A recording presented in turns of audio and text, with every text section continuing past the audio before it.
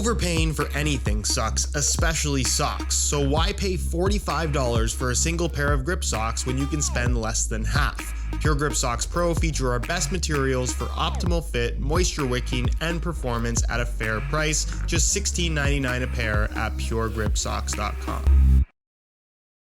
Batman, specifically the Batman, as in the new but also already out on DVD, if people still say that sort of thing, movie that came out back in early March. And listen to this for a timeline for a pair of limited edition football boots. Launched in late February to go along with the movie, pre-order for June 3rd, but actually finally arriving in July. In other words, I waited 4 months for these, but they're Batman, so it's worth it. But not just Batman, also Neymar, which according to Puma is Neymar's favorite superhero. And I don't normally spend a lot of time focusing on the box, but this one is pretty unique in that it does have the official movie logo on the one side. It's split almost half and half between black and white with gloss bats scattered throughout. For those that care about the label, it is officially called the Puma Future Z 1.3 Batman. And then inside the box, you'll notice that you do have more of that Batman themed paper. No extras, so no Batman string bag or batarang or anything like that, which is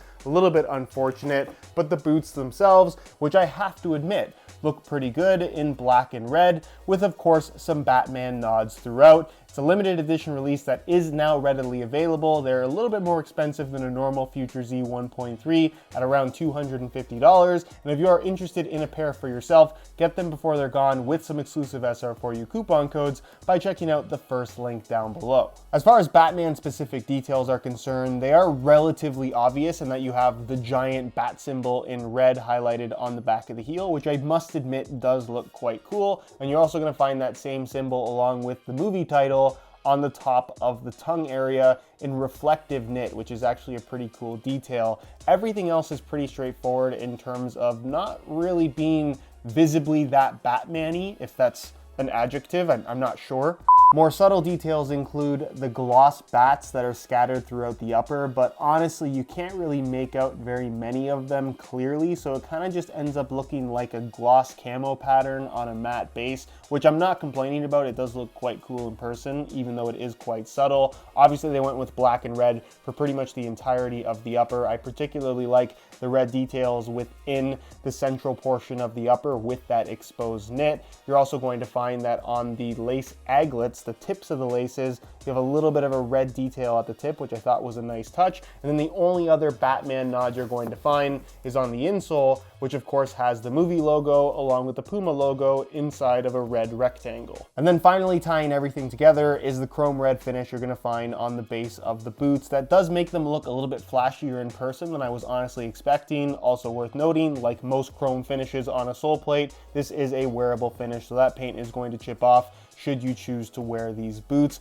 Also, like I mentioned earlier, while Neymar did wear them exclusively for a very short period, there are no Neymar logos anywhere to be found on these boots at all. So for those that are collectors of Neymar boots that never got his signature name on them, or just Batman fans in general, maybe you just want a really unique pair of football boots, this is definitely one that you might want to pick up for the collection. Or you can pick up a pair to actually play in, because despite being limited edition and having a premium on the retail price, Puma never gave any specifics on numbers, so I don't think they're that limited. And honestly, while you could view this as a collector's item, I don't see them going up in value anytime soon. So despite the colorway, these fit, feel, and perform like any other version of a Puma Future Z 1.3, the only difference being the addition of the Batman logo on the heel, which of course you are not going to feel whatsoever. And I'm not going to go over the details on the performance in today's video, but if you are interested in learning more about what these boots are all about, I'll leave a little pop-up on screen to my initial review where I cover absolutely everything that you need to know.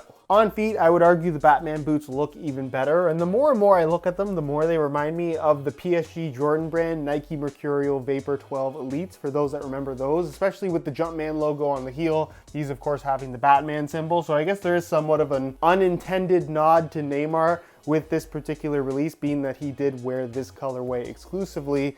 Nonetheless, The boots look great, and of course they feel like a pair of regular Future Z 1.3s, which is a great thing because I think this is one of the most comfortable football boots on the market. Certainly if you're looking for something that has a soft, flexible, sock-like knitted upper, this does that better than anything that's currently on the market. You also have the option of wearing them laceless with the Future Z 1.3.